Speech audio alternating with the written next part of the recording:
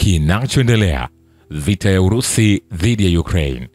Yako mengi ambayo yanaendelea kushika hatamu kwenye vita vya Urusi dhidi ya Ukraine. Na nikwambie, sasa hivi jeshi la Urusi linafanya mashambulizi ndani ya maeneo ya Ukraine. Na hii yote ni katika kutekeleza kauli ya amiri jeshi mkuu wao na mkuu wa majeshi yote ndani ya taifa la Urusi au shirikisho la Urusi.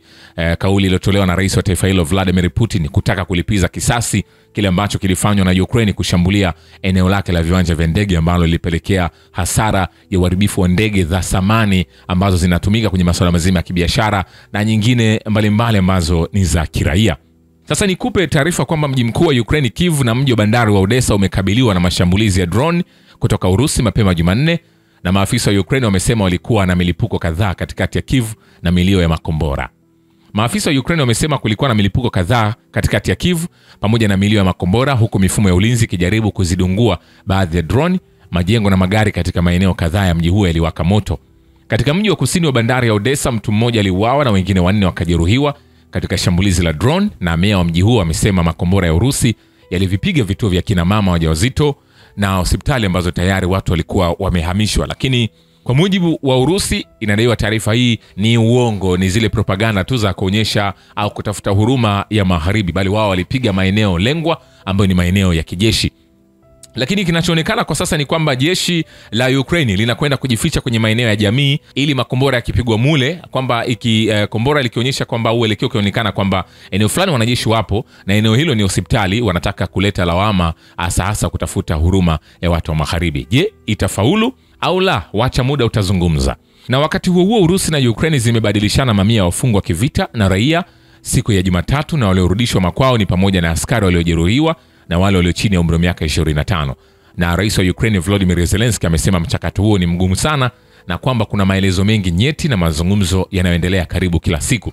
Lakini vyombo vya magharibi vimepinga kabisa kuweza kutoa taarifa kuhusu kile ambacho kinaendelea, ambapo maiti zaidi ya 7,000 za wanajeshi wa Ukraine, rais wa Ukraine Volodymyr Zelensky amezikataa, akihofia kukosa msaada au kukosa ule karibu na watu wa magharibi, kama wakiona ni hasara kubwa kiasi hicho ameweza kupata ndani ya muda mfupi huu katika mapambano hayo.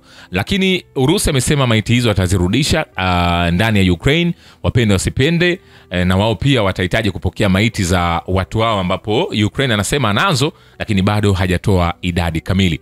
Kumbuka yote haya ni katika kuelekea kuhitimisha vita hivi, ambapo juhudi kubwa zinafanywa na rais wa Marekani Donald Trump, ambaye kupitia mazungumzo yaliyofanyika kule Istanbul tumeona matokeo ya kile walichojadili. Kuanza hatua ya kwanza kubadilishana mateka na maiti, basi kitu cha kwanza hizo kimeweza kufanyika, lakini kwa upande wa maiti bado haijatiki. Lakini kwa upande wa mateka limefanikiwa kwa mateka walio chini ya umri wa miaka 25 na 18.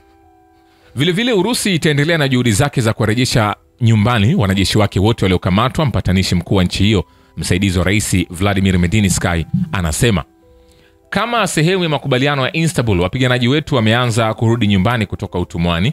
Baadhi yao ni wadogo sana, lakini siwezi kujileta kuwaita wavulana. Hawakuvunja, walipigana hadi mwisho, aliandika kwenye Telegram. Tutaendelea na kazi yetu ili wote warudi katika nchi yao haraka iwezekanavyo. Warusi hawaachi yao nyuma, Medinsky aliongeza. Wizara ya ulinzi ya Urusi ilisema kwa mujibu wa makubaliano ya Juni 2, kundi la kwanza la wanajeshi wa Urusi walio na umri chini ya miaka 25 walirudi Urusi mnamo Juni 9. Nikwambia hivi, hatujamaliza. Vile tangu kuanza kwa mwaka 2025 wanajeshi wa Urusi wamekomboa zaidi ya maeneo 150 ya raia, kulingana na hesabu za vyombo vya habari. Kulingana na data kutoka kwenye muhtasari wa utendaji wa kila siku wa kila wiki wa Wizara ya Ulinzi ya Urusi, makazi ya Zaria katika Jamhuri ya Watu Donetsk, ambayo yalichukuliwa tena hivi karibuni, yakawa makazi ya 152 kukombolewa tangu mwanzo wa mwaka. Wizara ya Ulinzi ya Urusi iliripoti mapema Jumanne kwamba mifumo ya ulinzi wa anga ya Urusi iliharibu droni 76 za Ukraine zisizokuwa na rubani katika maeneo mbalimbali ya Urusi, katika maeneo pia ya Moscow. Vile zaidi ya raia 100 kwenye mikoa ya Urusi, akiwemo mtoto mmoja, wamejeruhiwa wiki iliyopita kutokana na mashambulizi ya Ukraine, huku watu 4 wakiuawa. Balozi mkuu wa Wizara ya Mambo ya Nje ya Urusi Rodon Miroshnik anasema, lakini Ukraine hajaonekana kugusia juu ya jambo hilo kama ni kweli au la. Miroshnik alibainisha kuwa majeruhi wengi wa raia walitokana na mashambulizi ya ndege zisizo na rubani za FPV za Ukraine. Mwakilishi huyo wa Wizara ya Mambo ya Nje ya Urusi ameongeza kuwa vikosi vya Ukraine vilifanya mashambulizi karibu kwa kutumia silaha mbalimbali 1800 katika shabaha za raia, nyingi zikiwa zimetengenezwa magharibi. Shukrani kwa Babu Kivita na Historia ya Dunia. Mimi ni Richard Shio, The Rich Voice. Ni follow Instagram na TikTok kama Rich Voice Official. Asante.